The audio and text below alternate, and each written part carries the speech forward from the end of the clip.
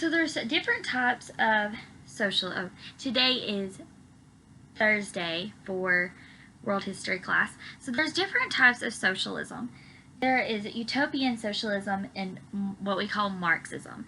Now, when I was in college, I studied both of these for in my culture classes and in my rhetoric classes. I studied both types of these communist, socialist ideas and how they compare to capitalism. Capitalism is this idea that anybody can start a business and there's competition. In America, we don't have a perfect competition because there's different products. The only way to have a perfect competition is if everybody sold the same product at different prices. So there's pretty much never going to be a perfect competition because, well, nothing in this world is perfect. So, but in utopian socialism, there is this idea that if we just took all the things that made us different and removed that, then all the bad in us would be made perfect and good, which is obviously not a biblical idea at all.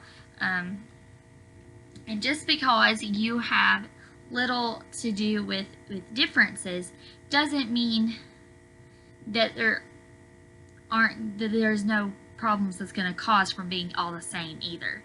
I don't know how many of you have ever read The Giver. That's something that I'm reading with my 7th grade class and my 11th grade class. They're reading it for different purposes, but it has this type of utopian-like society where there's nothing wrong. Everybody's the same. They focus on sameness, and that's just the way it is. Obviously, there is nowhere that utopia exists. We've talked about this in class before. Karl Marx was really the first one to really kind of dive into the idea of pretty much communism, and he took it to the extent that like nobody actually wanted to hire him because the idea was just so far out even in that time period. So his philosophies were really rejected by a lot of people besides Frederick Engel, and they soon figured out that it wasn't necessarily the way that they thought it was going to be, and so they ended up changing into communism. And during Marx's time, workers struggled against the middle class, and that's kind of why this idea of communism came to be. And so we've talked about communism a little bit before, about China.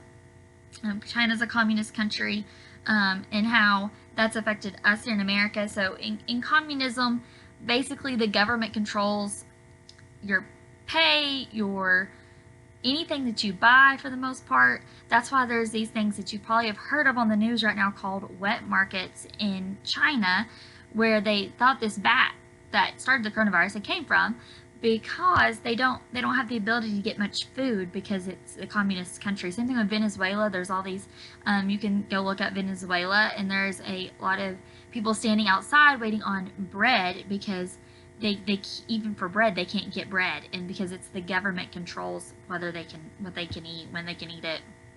It's just all government controlled.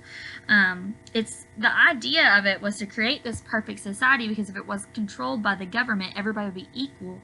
But in reality, we're created equal as human beings, but not everybody's equal in their abilities to do different things, and that's okay.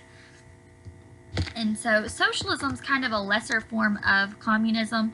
So we know this, we've talked about it before. I like you guys to stay up to date about who's running for president. And the person that was running, that was a socialist candidate, he was a self-claimed socialist, so he wouldn't be offended by me calling him a socialist. He is a self-proclaimed socialist, and he was running for president, and he dropped out. But he wanted Medicare for all, and so anything that is for all, controlled by the government, is considered a socialist or communist idea. So that's kind of where that's coming about. Just gonna make sure I get to all of it.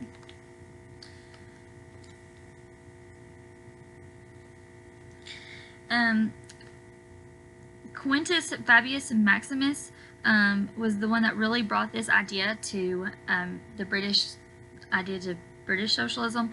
And Christian socialism is a little bit different, and I do have friends who are Christians who are socialists, and it tries to connect socialism and Christianity, because it's this idea that if we could all just help each other and share, that would be great. However, usually it doesn't work out that way because people aren't naturally good, and so people don't naturally share well. So people started being concerned about this, especially those who were Christians and some on the other end of this.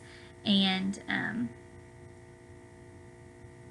Robert Rakes sought to reach children about Jesus, so he started Sunday school. So Sunday school wasn't always a thing. I don't know if any of you ever went to Sunday school, but they actually sat and learned in like a class. Nowadays, so Sunday school is more of this, I don't know, for me it was more like they just kind of talked a little bit, but and where I go to church now doesn't even have Sunday school, but for a long time I did go to Sunday school. But Sunday school wasn't always around. It was actually this idea to try to reach and direct towards children, because children were always kind of seen, kind of like women were in a lot of societies, just kind of seen as less than. And so they weren't really a people group that people tried to reach often.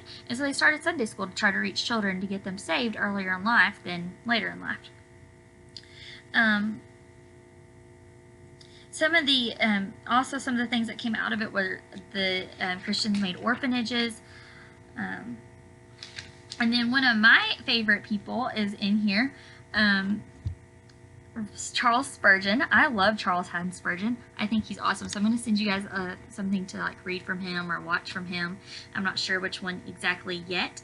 But he started preaching during this time, and his sermons and what he studied and what he preached on is still things that people listen to are still things people listen to today, and pastors read commentary from him, and he had numerous ministries, numerous books. He actually struggled with depression and anxiety, and so a lot of people have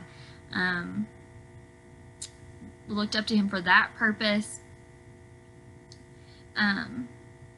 William Booth founded the Salvation Army, and so I'm going to send you guys something about the Salvation Army. And George Williams founded the YMCA in London. So there's a lot of things going on with them right now anyway. And then Dwight L. Moody, which obviously if you've ever heard of Moody Institute, Moody Bible Institute, he started revivals lots of places. Also one of the people that most everybody, he's a well-known evangelist. A lot of people still look up to him and go look up his commentaries and look up his ideas. And lots of well-known pastors have studied under his institute. So I'll send you guys stuff to interact with the text on that. I like to send you guys those links because I normally could pull things up in class and show you to go along with it, so that way you guys can make connections. But since we're not in class and I can't just pull it up, I'm going to send you guys stuff, so that way you guys can look at it yourselves and kind of play around with it and figure out what you guys can read about on your own. So have a happy Friday.